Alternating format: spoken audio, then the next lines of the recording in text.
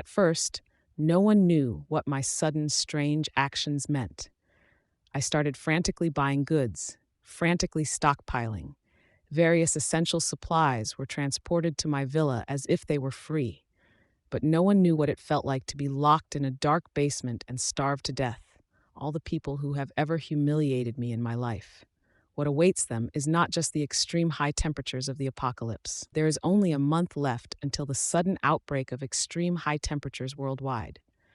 Now I have an unlimited black card given to me by my grandfather and a check worth $10 million. I kept them securely. First, I bought a villa in an upscale neighborhood. It has a total area of 2,000 square meters. What I needed to do next, of course, was a thorough renovation of the villa.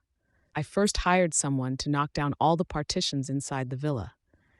Then I installed a layer of very hard material around the villa walls. This encased the entire interior space of the villa into a solid box. This material is not only heat resistant, but it can't even be blasted open by artillery shells. Then I thickly covered the exterior walls of the villa with insulation material. Next was the transformation of the solar power system. In the high-temperature, high-heat weather, power outages are inevitable. However, solar materials are also easily damaged by extreme heat. So I also prepared many generators in the box, big and small, all kinds. None were missing. Then I went to the largest supermarket in the area. I hired dozens of trucks to wait outside.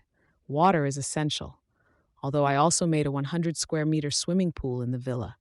But that was for when I had nothing else to do, to prepare for possible floods, for enhancing physical fitness. I don't want to be forced to drink that water one day. The box in the villa is divided into 3 layers. One of the layers is entirely stocked with drinking water. After all, water is the most important. I only bought 10 upright freezers and 10 chest freezers because I already installed a 1,000 square meter cold storage room. It's a full 8 meters high. Sitting in the car on the way back, I calculated the supplies I had acquired: 500 bags of rice and flour, 500 bottles of oil, salt, sauces, and various seasonings, 500 whole processed pigs, 500 chickens and 500 ducks, and various canned goods, snacks, and drinks. To stock up my cold storage and the remaining villa space, it really takes quite a lot. The phone rang. It was my grandfather's voice. "Mary, the bank called me.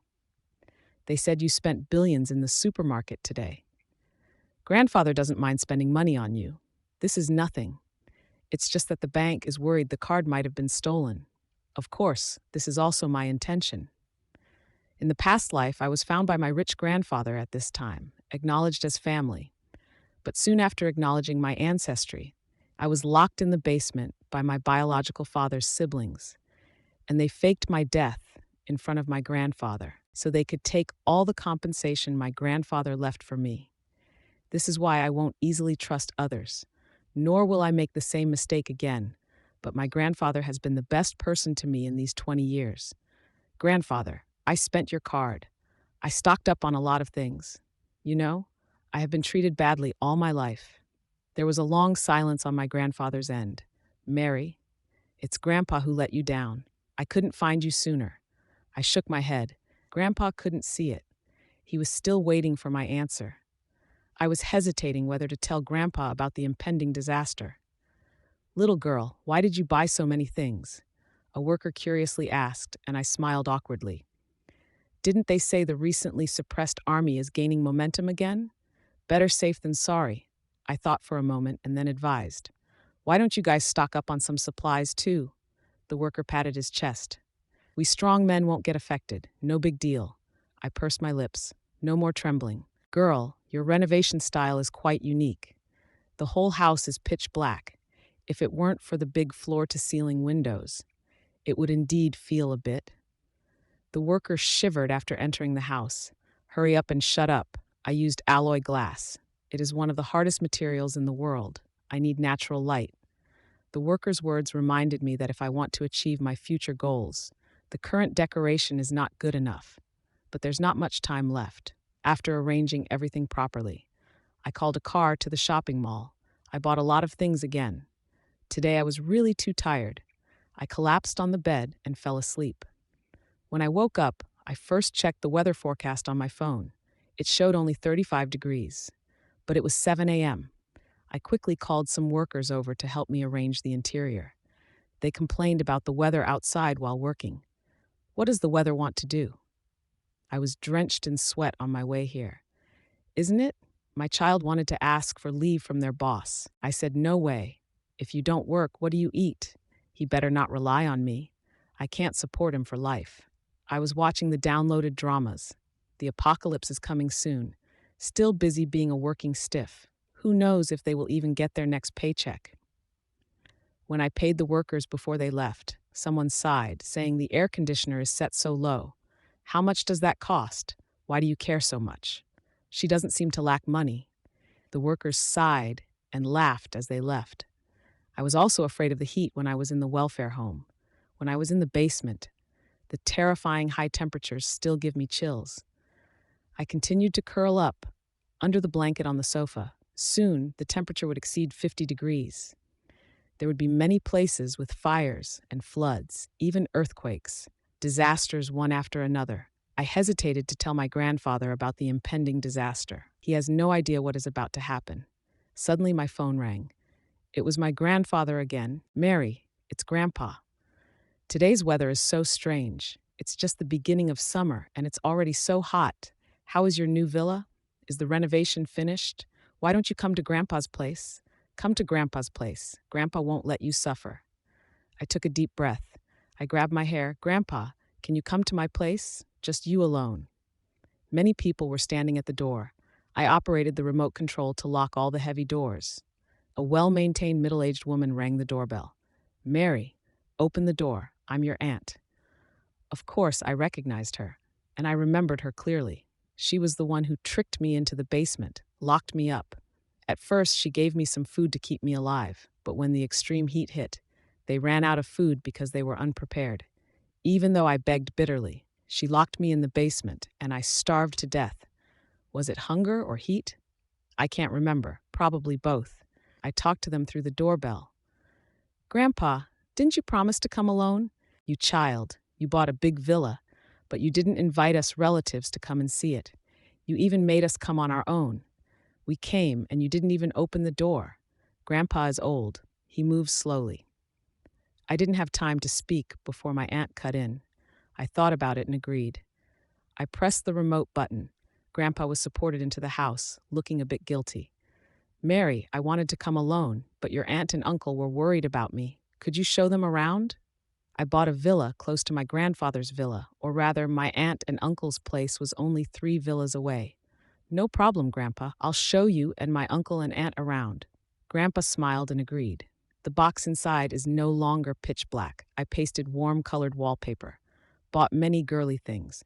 Since I was a child, I had a dream. I dreamed of being a carefree little princess. Now, at least externally, I've achieved that. You really know how to enjoy life. My second uncle rolled his eyes. Massage chairs, swings, curtains, and such a big warehouse stocked with food. Like a starving ghost reborn. Exactly, I am. But not reborn, reincarnated. After the tour, I politely asked the others to leave. I can't fall out with them yet. Grandpa wanted to stay according to my wishes, but they wouldn't allow it. They feared I would whisper things to Grandpa, so he would leave most of his property to me. I watched Grandpa's departing figure, afraid this might be the last time I see him. Thinking of this, I quickly pulled my aunt, who was supporting Grandpa, and pushed her out. Closed the door quickly. Mary, what are you doing? Many fists pounded on the door. I ignored them. I told my confused Grandpa, Grandpa, you believe Mary won't hurt you, right? Grandpa's eyes, still sharp despite his age, looked at me. Then he gently patted my head with a wrinkled hand. Good child, how could Grandpa not believe you? He said, leaning on his cane, walking inside. Grandpa will stay with my good granddaughter. I quickly helped Grandpa. It will take a long time to end this disaster. No, will this disaster even end? We were interrupted days later with a breaking news. According to the meteorological report, in the next few days, the global high temperature alert will be issued. Today's temperature has reached 40 degrees, unprecedented average temperature. In the coming days, the highest temperature is expected to exceed 50 degrees. Please take precautions. Grandpa watched the news. I brought the food to the dining room, helping Grandpa over to eat. Grandpa looked at me. Mary, Grandpa has seen a lot in my life, and even contributed during the war. Grandpa isn't a fool. Tell Grandpa. Did you know something in advance? When Grandpa and those people came in, I expected this question.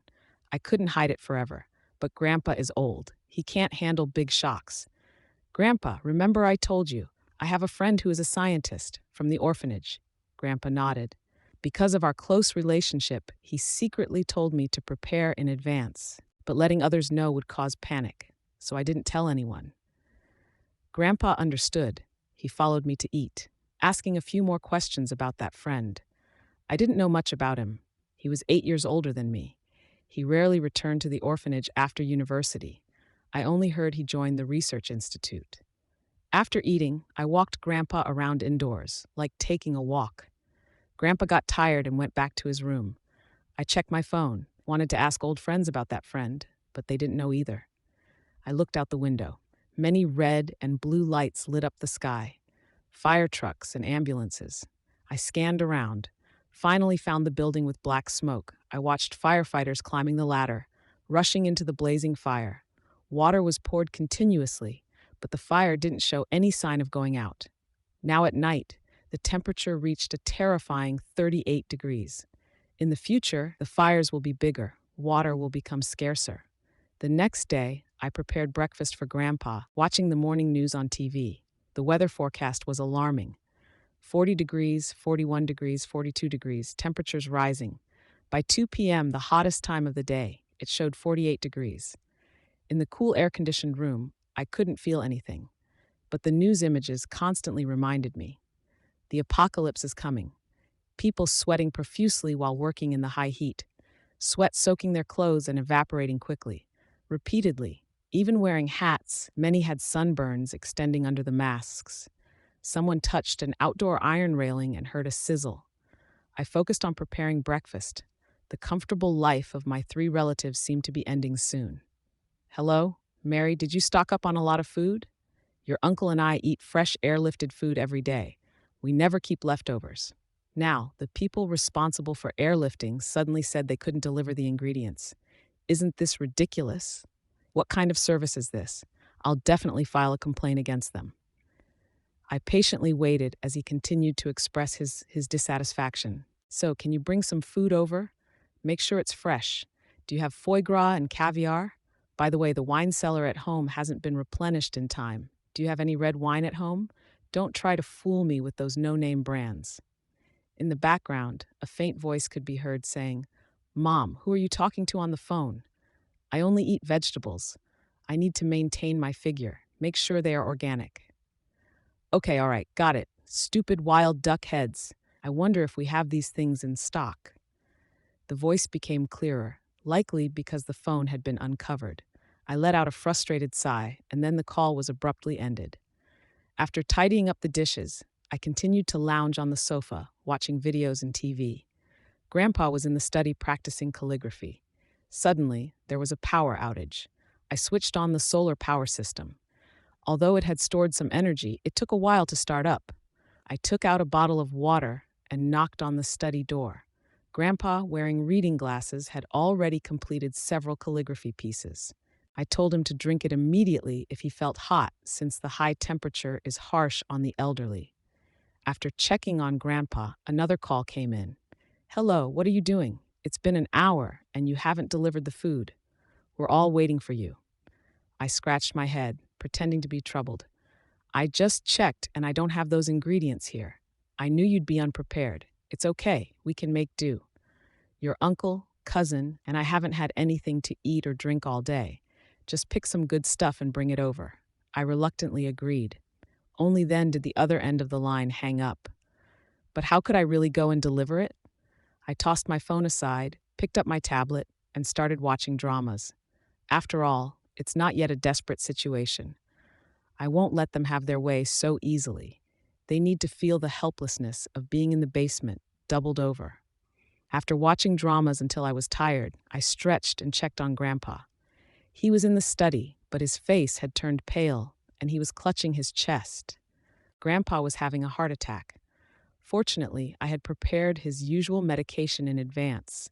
He finally got better after taking it, and I breathed a sigh of relief. After making sure he had a good lunch and was resting comfortably, there was another knock on the door.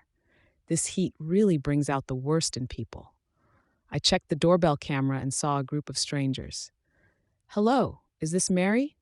We're your neighbors. We saw you transporting supplies with a big truck the other day. Could you sell us some? We'll pay double. We don't want you to suffer a loss." "Yes, even some water would be good. We ran out of water and didn't stock up. Having money is useless now. Who knows how long this disaster will last? I'm not a saint, and once I give in, there will be countless requests in the future." I set the doorbell to silent mode and ignored them. Returning to the sofa, I dozed off without realizing how much time had passed. The phone rang again. "Hello, where's the food? We haven't eaten for almost 10 hours. I replied innocently. "It's hot outside. Why are you being so fussy? How can you develop so many bad habits in a welfare institution?" The voice on the other end was sharp and piercing. "The sun has set and it's cooler now. Just bring it over," I agreed reluctantly. Grandpa was lying on the recliner reading. I asked, "Grandpa, what do you want for dinner?" Grandpa chuckled. "I don't move much these days, so I'm not very hungry. How about some soup?" "All right, we'll have corn and pork rib soup today. I know you love it." I busied myself in the kitchen, making soup for Grandpa. After we finished eating, I returned to the sofa. Suddenly, I remembered something and checked the doorbell. The people from noon had left. Looking out the window, I saw that many houses were dark. Even if there was light, it was only from weak candles. The power hadn't been restored, and it didn't seem like it would be. Just as I was about to turn back, the door was pounded again. It was my aunt, uncle, and my useless cousin who lived with Grandpa for the inheritance. I spoke through the intercom. "Hello." Their faces were gloomy. "Hello, what? You can't even do this little bit of work?" Uncle angrily retorted. "If you can't do it, we'll do it ourselves." How righteous they were. "All right, wait a moment. I'll prepare it," I replied. "Open the door and let us in. It's hot outside." "We know you have power. We saw the lights from the window," they demanded. "How could that be?" "The temperature drops after sunset," I replied, echoing their words. They continued cursing and urging me to hurry up. Ignoring the intercom, I went to the bathroom, which had a self-made shower facility and hot water. I took a refreshing shower, changed into loungewear, and dried my hair while listening to their muffled voices outside. Despite not installing soundproofing, the insulation and thick materials barely let in any noise. After drying my hair, I noticed a new group chat on my phone. It was filled with complaints about me. Although I didn't intend to cause public outrage, I remained indifferent. This was only the first day without water and electricity. The situation would only get worse. I responded to the group chat, suggesting they exchange money for the things they needed or find someone willing to trade with them. The group fell silent momentarily, then exploded with anger. "We don't have supplies. No one in this neighborhood stocks up." "That's because you live too comfortably," I typed. "I'm not obliged to pay for your lack of foresight." Someone softened their tone, urging neighbors to help each other. "Helping is something a helper says, not a tool for your moral coercion," I replied. "I'm her aunt, living just 100 meters away. She won't help us, even though we're family and neighbors." "Yes, I'm her uncle. She tricked our father into buying an expensive villa, stocked with supplies." "I'm her cousin. She must have known something beforehand, but didn't warn us." This sparked even more outrage in the group. "Too much. News says water and power won't be restored soon. No food deliveries either. Are they trying to kill us?" "Exactly. This is murder." Many demanded I hand over my supplies, threatening not to forgive me otherwise. Losing essential resources in a day reveals true colors. Feeling no remorse, I took out a steak, cooked it as per an online recipe, and enjoyed it with a glass of red wine and a candlelit dinner. Set the table. Place the candle next to the flowers. Now the house looks beautifully decorated. A candlelight dinner at a time like this is truly luxurious. I set up my phone to recorded myself eating, posted it in the group chat. The aggressive messages showed what kind of demons were behind the phones. After the chaos, the chat finally quieted down. I cleaned the dishes, went back to my room. A few days passed. The temperature finally reached 50 degrees. Communication signals were completely cut off. The videos I posted of my 3 meals a day, sometimes with afternoon tea and late-night snacks, now had a red arrow indicating they couldn't be sent. I shrugged, focused on watching dramas. Grandpa approached, hesitated to speak. Grandpa said he knew about the group chat, advised me to leave a way out for myself. I refused. Grandpa's eyes showed a trace of disappointment. Indeed, no one can be fully trusted. Grandpa wanted to sneak the supplies out. After all, they were his children. I was just a granddaughter. Despite our close relationship, the grandchildren he raised for over 20 years were still dearer to him. But despite his experience, Grandpa couldn't outsmart me, because I had died once. Given a second chance to live, I wouldn't waste it. Grandpa couldn't open the door. I pressed a button on the wall. A small window opened. I put the food through the window, then closed it. I ate my freshly cooked dumplings. Looked out the window. They say eating dumplings means reunion. It's nonsense. Many windows shattered due to the heat. Many places caught fire. The flames grew larger, devouring many buildings. At first, there were rescue efforts to extinguish the fires, but as water shortages worsened, rescue teams were increasingly helpless. The intact glass in front of me was suddenly splashed with a bucket of paint. The man who threw the paint had cracked lips. The blood stains from the cracks were even redder than the paint. Judging by his mouth movements, he was cursing at me. Soon, more people joined him. My glass quickly got covered with all sorts of colors and materials. Forget it. It's not worth looking. I closed the curtains. My curtains are dreamy. Their pleasant colors quickly made me forget the disgusting scene I just witnessed. Finished eating the dumplings. The noises outside the villa continued faintly. I turned on the surveillance. Somehow, those people found tools and were smashing the outer wall insulation material. Some took the material back to their homes. Others didn't care at all, trampling it underfoot, continuing their mad efforts to break into the villa. When they managed to make a hole, someone knelt and cried with joy. "No, what's this? Why is it so hard? Is it a cabinet or something? Try smashing beside it." So a group of people, as if on steroids, continued smashing energetically. When they reached the camera, their initial energy quickly dissipated. The people outside the villa started crying. Their mixed tears and blood were heartbreaking, but their frantic behavior was indeed hateful. They blamed me for everything, as if they had only been hungry for a day. They had said a lot of nasty things about me in the group chat these days. I closed my eyes. Unknowingly, I had walked to the warehouse and hesitated. Many people were frustrated. The faint cries and screams coming in sounded loud, like their fragile lives. "Oh God, when will this end? Mary, please save us. I know you blame us, but it was your aunt and her cohorts who instigated everything. They also created the group chat." I opened the cold storage. A cold gust hit my face. It was fully stocked.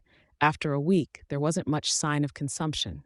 Out of concern for those people, suddenly a male voice appeared in the material box through the electrical flow. Given the situation of network disconnection, I installed analog surveillance. Under these conditions, no one should be able to break in. Indeed, I had surveillance installed both inside and outside the house. Grandpa's health wasn't good. I couldn't leave him unattended in his room. I asked, "Who are you?" The male voice laughed lightly. "Mary, don't you remember me?" I was standing at the cold storage door, so I just stepped back and closed the cold storage door again. David was a long-lost scientific friend, someone who had always held a place in my heart. He was the scientific friend whom I hadn't seen for a long time. Those people outside are just trying to trick you into coming out. These days, their malice has been thoroughly provoked. They won't be grateful to you. I nodded. I know. I just wanted to see how much humanity is left in my stockpiled empire.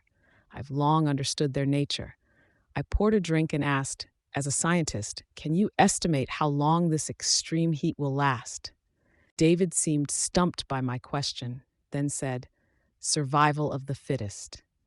Meaning, those who can survive this extreme heat are the ones qualified to participate in the new era of humanity. I've read many apocalypse novels, so I can accept this.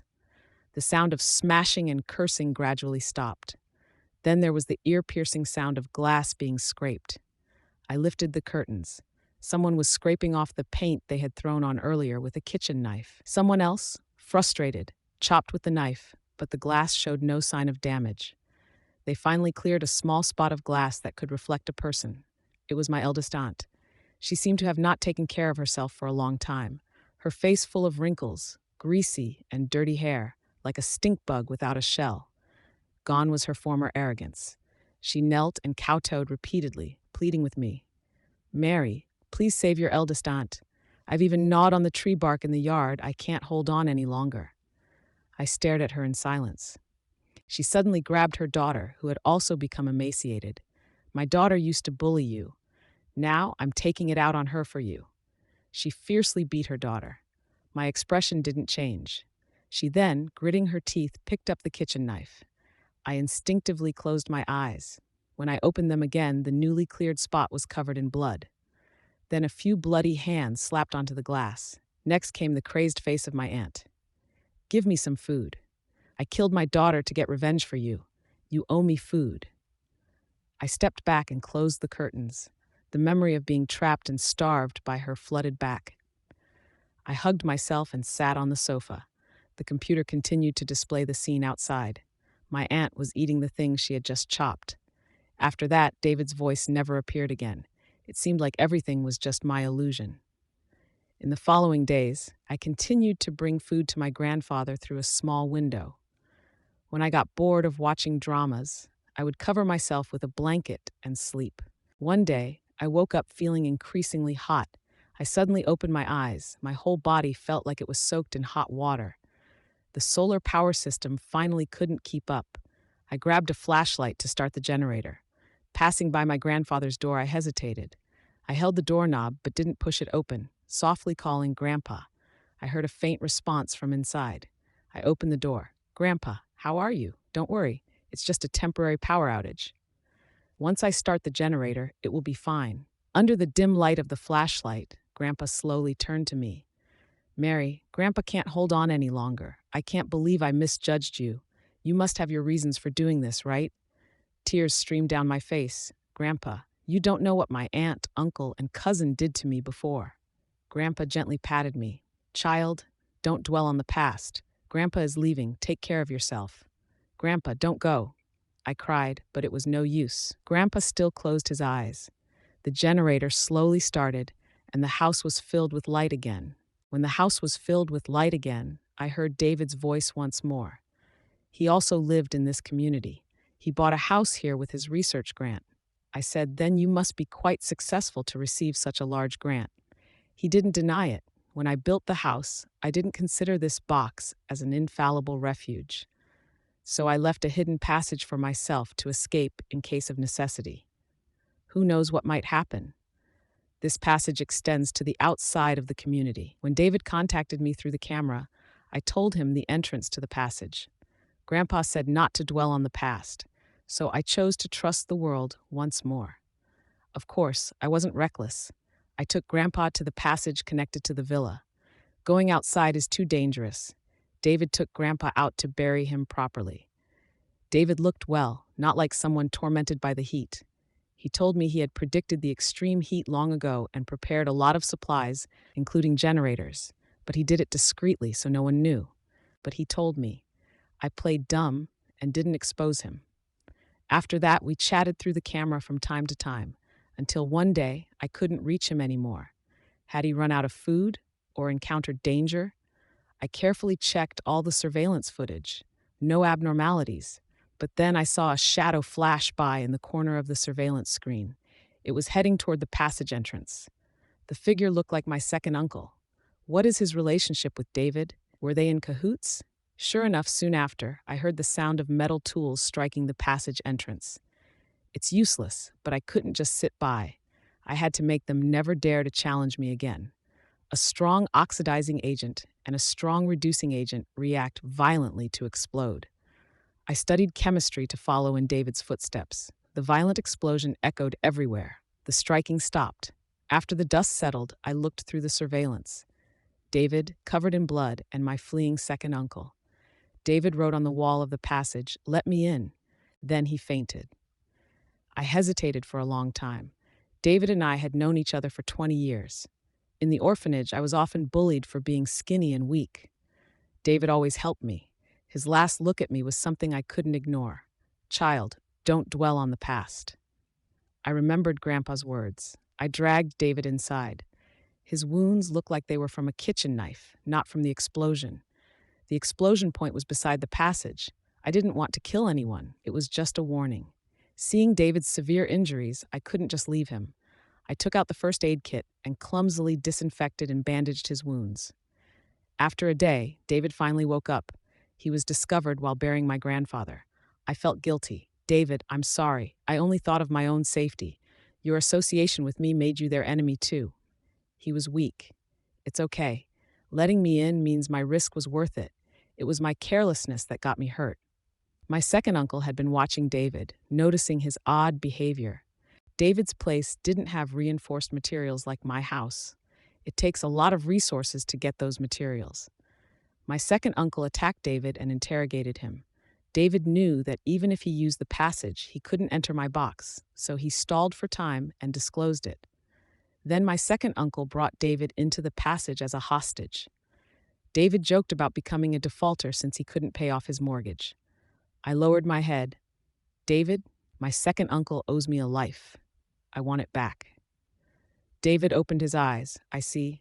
No wonder you seem different in the chat group. In David's eyes, I was no longer the weak and bullied person. I had grown thorns. He said, "That's good. I work on secret projects, so I can't contact the outside world. I've always worried you couldn't protect yourself, worried about your well-being." My face heated up. I changed the subject, discussing plans to deal with my second uncle. Few people were around my house these days. The explosion I caused nearly collapsed the villa's walls. The exposed black box made people wary. David learned from the community residents that my eldest aunt died from a virus. My second uncle tried to imitate her but vomited blood after seeing her end. I felt disgusted. David's wounds healed gradually. Months passed since the heat wave began. I didn't know how my second uncle survived without any food, but his crazed behavior suggested he wouldn't last long. When someone looked at my house, I threw a bottle of water from the ventilation opening, then quickly closed it. That person, in disbelief, grabbed the bottle and drank. But he was soon knocked over, and the remaining water spilled. I repeated this several times, and more people gathered, but only about 20. It seemed there weren't many survivors left, but those remaining were enough. I threw meat cans and sausages, causing a fight. Feeling pity, I threw more. People ate. My second uncle arrived. Close to the explosion, he looked hungry. He tried to fight the strongest person for food. Those who ate had strength and didn't fear him. Food was precious. He was kicked down and barely moved. Satisfied, I threw a cooked chicken at the strongest person. I said nothing, but he seemed to understand. He held the chicken close and pushed others away. But people feared my second uncle, not the weak one. My second uncle was beaten. Someone checked his pulse and then looked at me with green eyes. I closed the ventilation. David protected me as we returned to the ground. The surveillance continued. Realizing they were tricked, people turned on each other. The strong one had a big, fragrant chicken. The screams reached me despite the TV. I took a deep breath. In this world, who can be entirely innocent? David pointed at the screen. "Mary, it's raining." Rain washed away the blood. It was artificial rain. Everything would end soon.